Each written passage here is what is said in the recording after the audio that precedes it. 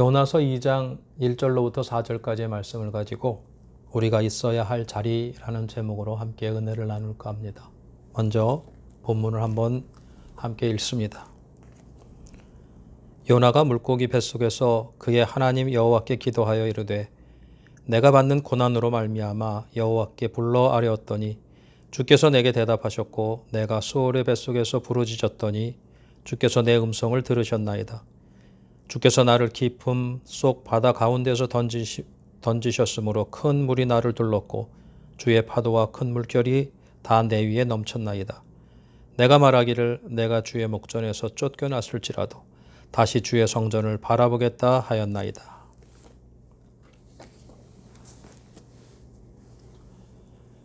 지금은 돌아가셨지만 찰스와 프란시스 헌터라는 신유 사역자 부부가 있었습니다. 이분들이 하나님의 영감을 받고 강력한 신유 사역을 하는데 강조한 것이 있습니다. 그것은요, 신체의 뼈와 골절이 제자리에 있어야 한다는 것입니다.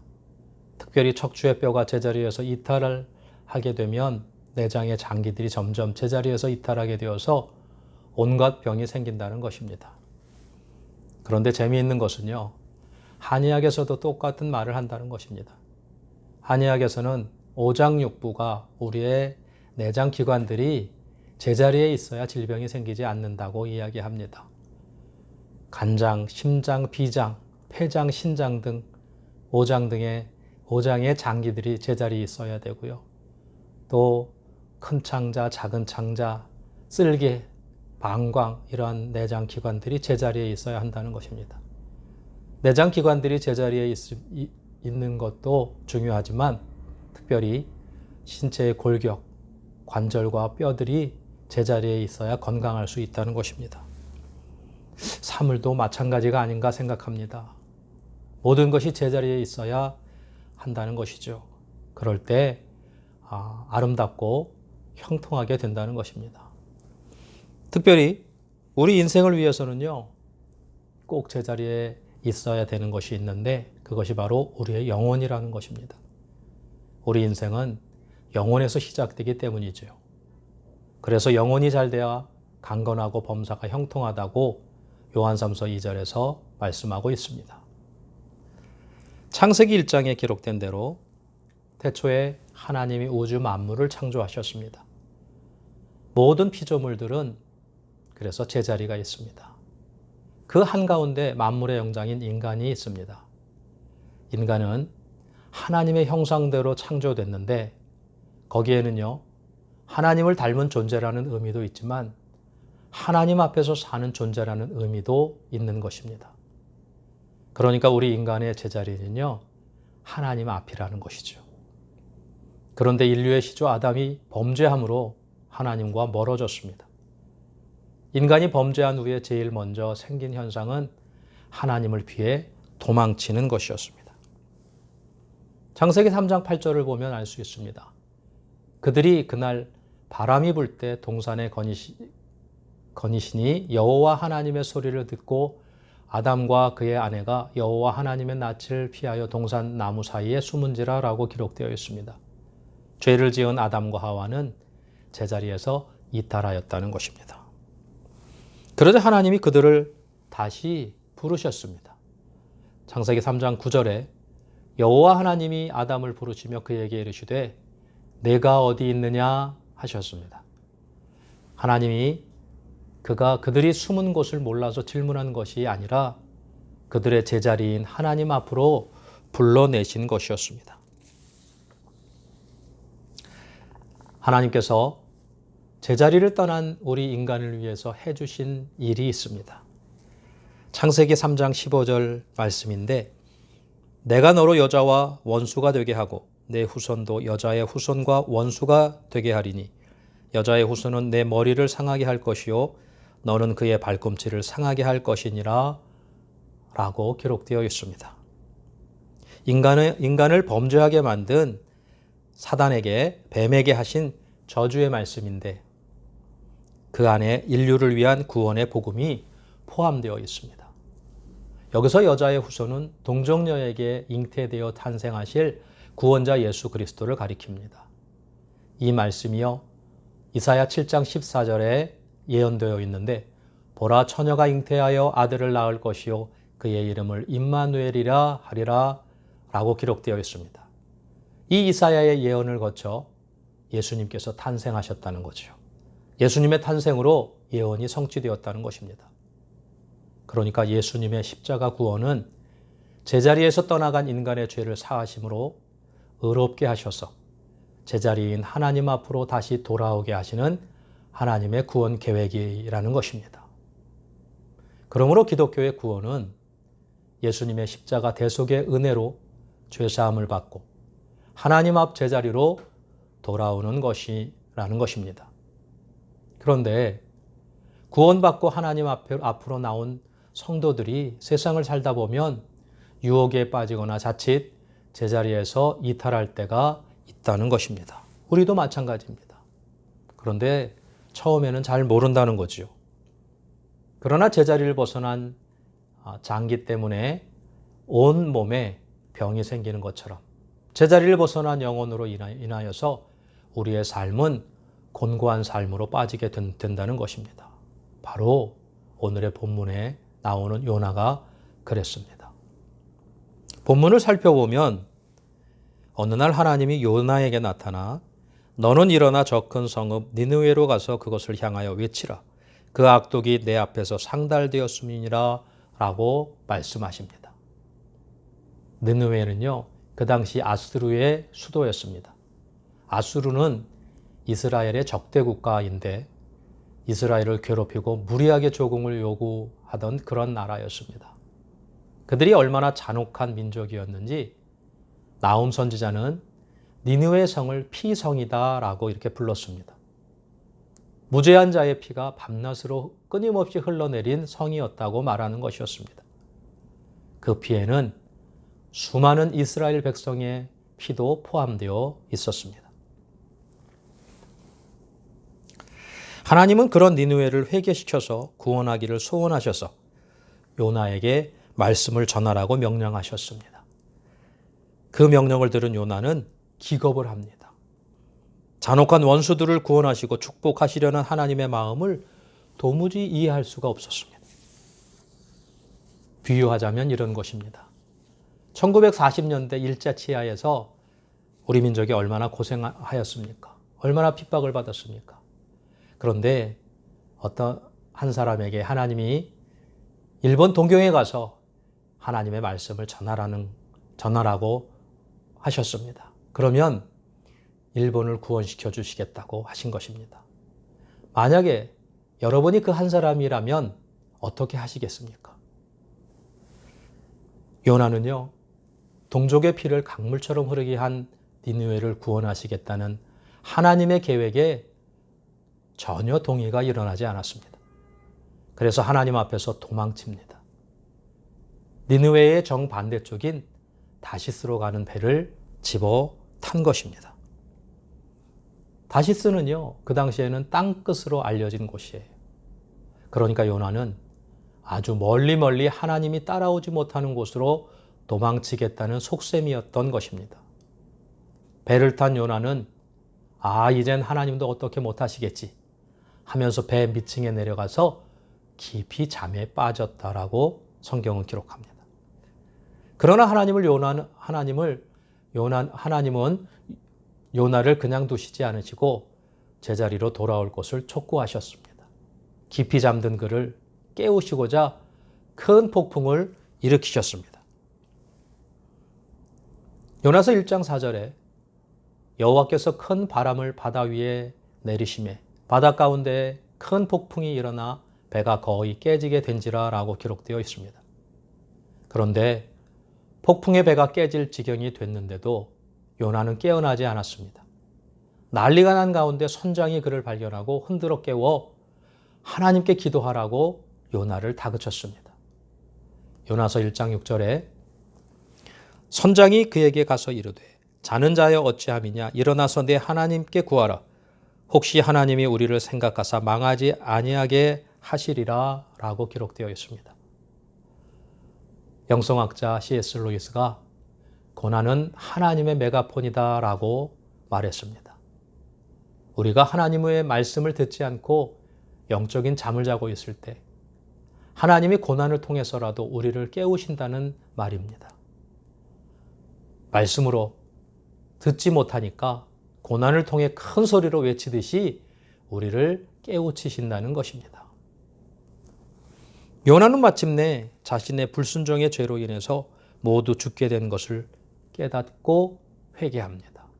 그리고 하나님의 진노를 멈추게 하기 위해 불순종의 죄를 지은 자신을 바다에 던지라고 말합니다. 선장과 배에 탄 사람들이 감히 던지지 못하고 머뭇거리고 있으니까 던지라고 단호하게 요구합니다. 그 요구는 하나님 앞에 회개하는 요나의 마음이었습니다. 죄의 삭은 사망이라 자신의 죄의 값을 죽음으로 치르겠다는 그의 회개는 진실한 것이었습니다. 도무지 폭풍이 가라앉지 않으니까 사람들은 하는 수 없이 그를 바다에 던졌습니다. 그러자 신기하게도 풍랑이 잠잠해졌습니다. 그리고 요나가 회개하니까 하나님이 그를 구원해 주셨습니다. 큰 물고기를 예배해 두셨다가 요나를 받아주신 것입니다. 여러분, 뛰어야 벼룩이라는 말이 있습니다. 도망쳐 보아야 크게 벗어날 수 없다는 말입니다. 요나의 모습이 딱 그랬습니다. 하나님의 택한 백성은 현재는 하나님을 믿지 않고 거부해도 오래 버티지 못한다는 것입니다. 언젠가 하나님 앞에 돌아오게 된다는 말씀입니다. 이미 예수 믿고 구원받은 사람이 간혹 세상으로 도망치는 경우가 있는데 그래봤자 멀리 도망치지 못한다는 것입니다. 하나님의 손 안에 있기 때문입니다. 새벽 맹인 선교회 안요한 목사님이라는 분이 계세요. 1980년, 1981년에 낮은 대로 임하소서라는 소설과 영화의 실제 주인공입니다. 그는 어려서부터 아주 가난한 개척교회 목사의 아들이었습니다. 교회도 너무 싫었고 목사인 아버지도 너무 싫었습니다. 전능하신 하나님이 살아계신다면 이렇게 구질구질하게 살게 내버려 두시겠냐며 반항했습니다. 대학을 졸업한 후에 고향에 내려갔더니 아버지가 내가 아무리 도망치려고 해도 하나님 손 안에 있다. 너는 태어날 때부터 이미 하나님의 종으로 택함을 받았고 하나님의 품에 사로잡힌 것이다. 하나님의 일을 해야 한다. 라고 간곡하게 말씀하셨다는 거죠. 아버지의 간곡한 말씀에 신학교에 들어갔는데 1년도 못 되어 자퇴하고 말았습니다. 군생활을 카투사로 했는데 이것이 인연이 되어서 미 8군 통역관으로 일할 기회를 얻었고 결혼도 했습니다. 행복한 인생이 열리는 것 같아 깊었는데 더 좋은 일이 생겼습니다. 미 국방성에서 유학생을 선별하는 시험에 합격해서 미국에 갈 기회를 얻은 것입니다. 설레는 마음으로 출국일을 기다리던 어느 날 눈이 침침하고 이상했습니다. 그때 그의 나이가 37세였다고 합니다. 이 병원 저 병원을 전전했지만 고치지 못하고 결국 실명했습니다. 갈등 가운데 아내도 자식도 그를 다 떠났습니다. 혼자서 있는데 앞을 보지 못하니까 자살도 마음대로 못했습니다. 고통의 나날을 보내던 어느 날 하나님의 음성을 듣게 됩니다. 구약 320쪽 여호수아 1장 9절을 보라. 이런 말씀이었습니다. 여호수아 1장 9절 그 말씀은요. 내가 네게 명령한 것이 아니냐. 강하고 담대하라. 두려워하지 말며 놀라지 말라. 내가 어디로 가든지 내 하나님 여호와가 너와 함께 하느니라 라는 말씀이었습니다. 그는 자신이 도망쳐 다닐 때도 그리고 지금도 앞으로도 하나님께서 항상 함께 하심을 깨닫게 되었습니다. 하지만 현실적으로는 할 수 있는 게 아무것도 없었습니다. 이리저리 흘러다니다가 간 곳이 서울역 앞이었다고 합니다. 그곳에서 구두 닦기 그리고 넝마주의 아이들을 만나 그들의 도움을 받게 되었다고 합니다. 자기 자신은 그들에게 어떤 도움을 줄 수 있을까 고민하다가 그들에게 공부를 가르쳐주고 복음을 전했습니다. 그러면서 앞으로 복음을 위해 살겠다고 결심하게 됩니다. 다시 신학교에 재입학을 했고 졸업 후에 세빛 맹인 선교회를 설립해서 올해 81세신데 지금까지 시각장애인 선교를 이어오고 계시다고 합니다. 여러분에게 한번 여쭤볼까 합니다. 안요한 목사님이 실명한 것이 저주일까요? 또 요나가 물고기 뱃속에 들어간 것이 저주일까요? 한번 생각해 보시기 바랍니다. 요나가 물고기 뱃속에 들어간 것은 사실 전유가 아니라 축복이었다는 것입니다. 왜냐하면 육신적으로는 고통과 두려움이었지만 영적으로는 하나님 앞 제자리로 돌아간 것이기 때문입니다. 요나가 제자리로 돌아가니까 하나님이 모든 것을 책임져 주셨습니다. 물고기 뱃속에서 질식하지 않고 소화에게 녹아내리지도 않고 살아남아 결국 승리하였기 때문입니다. 이 시간을 통해 우리 스스로 자신을 한번 되돌아보았으면 좋겠습니다. 나는 지금 영적으로 어떤 자리에 있는가? 혹시 하나님 앞에서 멀어지지는 않았는가? 깊이 생각해 보았으면 좋겠습니다. 그러면서 우리의 제자리는 어떤 자리일까? 또한 생각해 보았으면 좋겠습니다. 요나가 돌아온 제자리는 어떤 자리인지 살펴보면서 우리가 있어야 할 자리가 어떤 자리인지 알아보려고 합니다. 우리가 있어야 할 첫 번째 자리는 요나를 통해서 발견한 깨달은 자리는 첫 번째 자리는 바로 기도의 자리라는 것입니다. 요나는요, 하나님의 말씀을 듣고 도망칠 때 기도하지 않았습니다. 그 결과로 하나님의 말씀을 듣고도 무시했습니다. 우리가 기도하지 않으면 영성이 무디어지고요, 나의 고집이 강해지기 때문입니다. 그런 요나가 죽음과도 같은 물고기 뱃속에서 기도하기 시작했습니다. 그때 기도문이 다시 열렸고 요나가 죽음 앞에서 기도의 자리로 돌아오게 된 것입니다. 요나서 2장 1절에서부터 2절. 요나가 물고기 뱃속에서 그의 하나님 여호와께 기도하여 이르되 내가 받는 고난으로 말미암아 여호와께 불러 아뢰었더니 주께서 내게 대답하셨고 내가 스월의 뱃속에서 부르짖었더니 주께서 내 음성을 들으셨나이다 라고 고백하고 있습니다. 스월은 무덤을 가리키는데 물고기 뱃속이 마치 무덤 같았다는 것입니다. 그런데 그곳에서 기도하는데도 하나님이 응답하신 것입니다. 그러면 우리가 회복해야 할 기도의 자리는 어디일까요? 내가 정기적으로 기도하는 자리이기도 하겠지만 언제 어디서나 기도하는 자리여야 한다는 것입니다. 데살로니가전서 5장 17절에 쉬지 말고 기도하라고 말씀합니다. 그러나 우리가 하루 24시간 기도만 할 수 없다는 것은 현실이에요. 그런데 성령 충만하면 24시간 성령님과 동행할 수 있게 됩니다. 바로 그런 뜻입니다. 이를 위해 우리는 시간과 장소를 정해놓고 정기적으로 기도하여 성령 충만을 유지하면서 하나님과 동행하는 삶을 살아야 된다는 것입니다.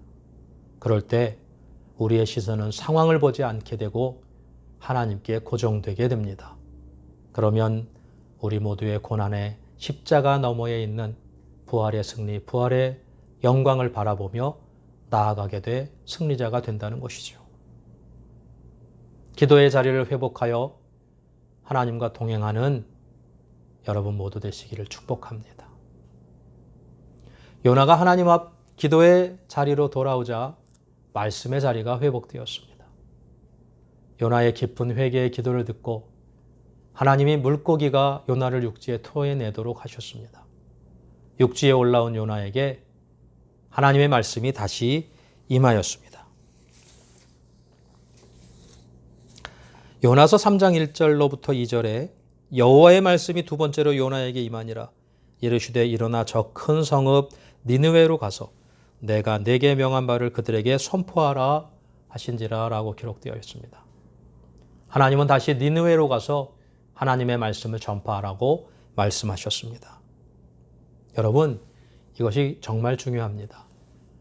하나님이 우리에게 말씀하실 때 무엇을 말씀하시냐는 것이죠. 우리의 소원에 내가 응답해 주겠다라고 말씀하시는 것일까요? 물론 우리의 소원에 응답받는 것도 중요합니다.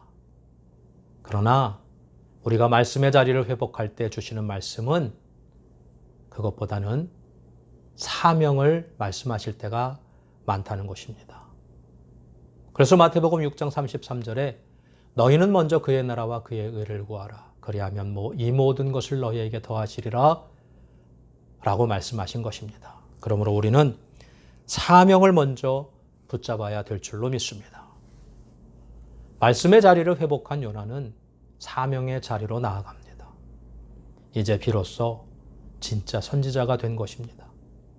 그리고 하나님이 주신 말씀대로 순종함으로 사명을 감당합니다.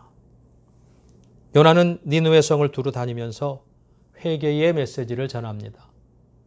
회개하지 않으면 40일 후에 멸망한다는 경고 메시지였습니다. 그것을 들은 왕과 백성들은요, 모두 회개하고 하나님의 심판은 철회되었습니다. 니느웨의 백성들은 멸망해서 건짐을 받게 되었습니다. 요나가 하나님 앞 제자리를 회복하여 하나님의 사명을 순종함으로 니느웨에 있는 12만여 명이 멸망해서 구원받게 되었습니다. 말씀을 정리합니다. 여러분, 이 세상 살아가는 동안 가장 큰 축복은 무엇일까요? 여러분은 어떻게 생각하십니까? 저는 예수 그리스도로 구원받고 하나님의 자녀로 하나님의 축복을 이 세상에 풍성하게 흘려보내는 삶이 아닌가 이렇게 생각합니다. 그러므로 우리가 세상에서 이런저런 일을 하지만 밥벌이를 위해서만 살게 되면 언젠가는 비참해지고 허무해질 수 있다는 것입니다. 하나님은 우리가 그런 삶을 살기 원하시지 않으시고 하나님의 영광을 위해 살기를 원하신다는 것입니다. 우리가 기도의 자리, 말씀의 자리, 사명의 자리를 다시금 찾고 회복될 때 많은 사람들에게 하나님의 복을 나누어주는 축복의 통로가 되리라는 것입니다. 지금 코로나 바이러스로 점점 힘들어지고 있습니다. 코로나 스트레스로 사람들이 미치기 일보 직전입니다.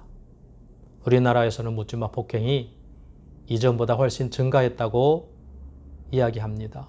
유럽에서는요, 가정폭력이 코로나 이전보다 4, 5배 더 증가했다고 합니다. 이럴 때일수록 우리는 제자리를 찾아야 될 줄로 믿습니다. 우리가 찾아야 할 제자리는 어디입니까? 바로 하나님 앞인 것입니다.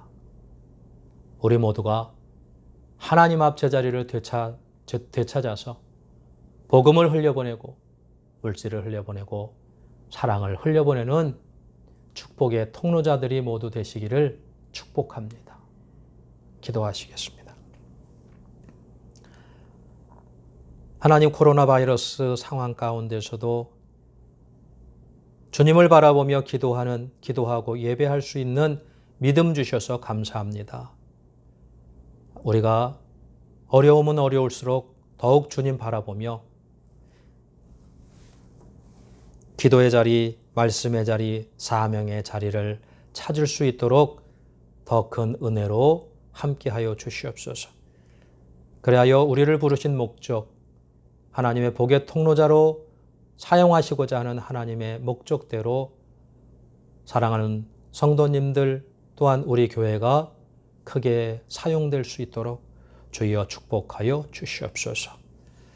사랑하는 성도님들, 아픈 분들 지금 찾아가 주시어서 치료의 광선 발하여 주시고 여호와 라파의 하나님의 은혜를 부어 주시어서 회복의 기쁨을 누릴 수 있도록 은혜 베풀어 주시고, 또한 삶의 문제로 힘들고 어려워하는 분들 그 마음 가운데 소망을 주시고, 또한 성령 충만한 은혜를 허락하여 주시어서 성령의 능력으로 넉넉히 이길 수 있는 은혜를 더하여 주시옵소서.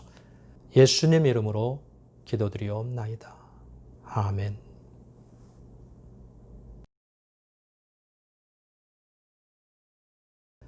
우리의 기쁨 충만한 교회 가운데 함께하여 주시고, 이 나라 이 민족 가운데 함께하여 주셔서 이 어려운 시대 가운데, 시기 가운데서 주 예수 그리스도로 영광 돌리는 교회와 이 나라 이 민족 될 수 있도록 또한 축복하여 주시옵소서. 다음 주일에는 함께 모여서 찬양하며 예배를 드리기를 소원하며 예수님 이름으로 기도드리옵나이다. 아멘.